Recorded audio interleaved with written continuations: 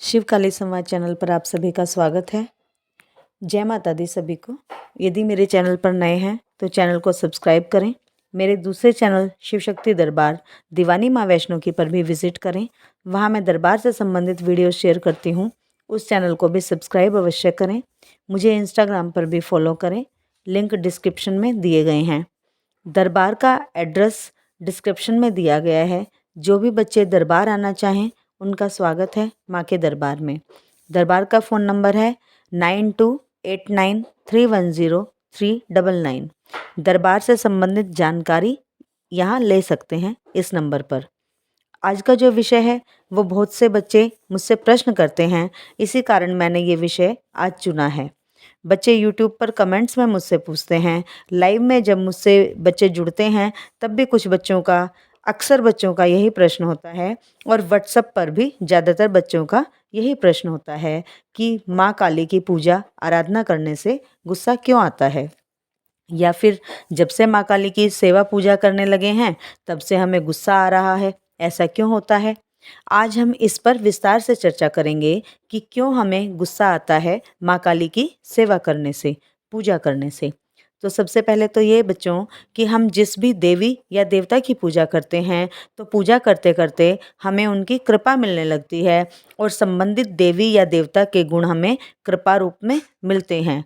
तो ये बात तो जगत व्यापक है कि माँ काली कलयुग की जागृत देवी हैं और अपने क्रोध के लिए जानी जाती हैं। और जब माँ ने महाकाली का रूप धरा था तब माँ ने दुष्टों राक्षसों के विनाश के लिए धरा था। उस समय माँ का क्रोध अपने चरम पर था। इसलिए माँ के भक्त जब माँ की पूजा सेवा आरंभ करते हैं तो धीरे धीरे जब माँ उनसे प्रसन्न होती है तब ऐसी अवस्था में माँ उन्हें अपनी कृपा का पात्र बनाती हैं और अपने गुण उस बच्चे को देती हैं जो माँ का साधक है। तो एक रीज़न ये हो गया कि माँ अपना गुण देती है उस साधक को जो माँ की साधक करता है। तो माँ काली के साधक को क्रोध आने में क्रोध बढ़ने लगता है माँ काली का। ये एक विशेष जो है वो कारण है माँ काली के साधकों को क्रोध आने का।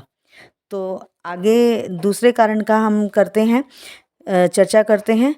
तो माँ काली के साधकों को क्रोध आने का दूसरा कारण है, माँ काली कलयुग की जागृत देवी हैं। जैसे कि भैरव बाबा और बजरंग बली कलयुग के जागृत देव हैं, ऐसे ही माँ काली भी कलयुग की जागृत देवी के रूप में जानी जाती हैं। जब हम माँ काली की पूजा आरंभ करते हैं तो माँ साक्षात उसे ग्रहण करती हैं। मैं हमेशा बताती हूँ कि जब भी हम किसी भी देवी या देवता की पूजा करते हैं तब उनकी सहायक शक्तियाँ भी हम पर कृपा करती हैं। और माँ तो है ही उग्र रूपा, रौद्र रूपा। तो माँ के साथ चलने वाली डाकिनी, शाकिनी और योगिनियाँ भी उन्हीं की तरह ही उग्र हैं, क्योंकि माँ काली को सभी नकारात्मक शक्तियों की स्वामिनी भी माना जाता है, सकारात्मक शक्तियों के साथ साथ ही। क्योंकि माँ काली का एक रूप शमशान काली भी है जो शमशान में वास करता है, और शमशान में तो नकारात्मक शक्तियाँ ही ज़्यादा वास करती हैं। तो जब हम माँ काली की पूजा करते हैं तो उनकी सहायक शक्तियों की कृपा भी हमें ऊर्जा रूप में मिलती है, जिसे हम संभाल नहीं पाते हैं, और वही ऊर्जा क्रोध के रूप में हमारे सामने होती है। तो एक कारण तो हो गया कि माँ अपना गुण अपने साधक को देती है, तब हमें गुस्सा आता है। और दूसरा कारण ये कि माँ की सहायक शक्तियाँ भी हमें अपनी कृपा देती हैं माँ के साथ साथ।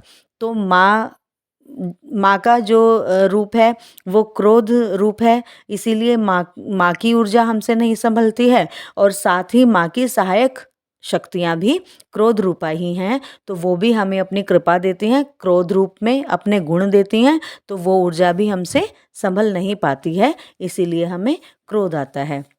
और माँ की सहायक शक्तियाँ उग्र हैं ही, इसीलिए हमें क्रोध भरपूर आता है।